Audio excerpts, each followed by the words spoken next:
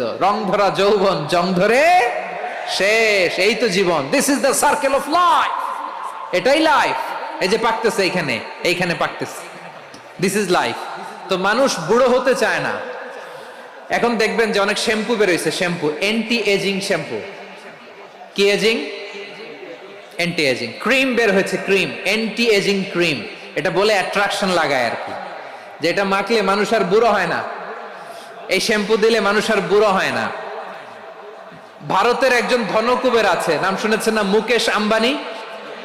ওনার স্ত্রী নীতা আম্বানি, আমি একটা নিউজে দেখলাম যে তিনি গোল্ড ওয়াটার খেয়েছেন। এক বোতল গোল্ড ওয়াটারের দাম মোস্ট লাইকলি $60,000,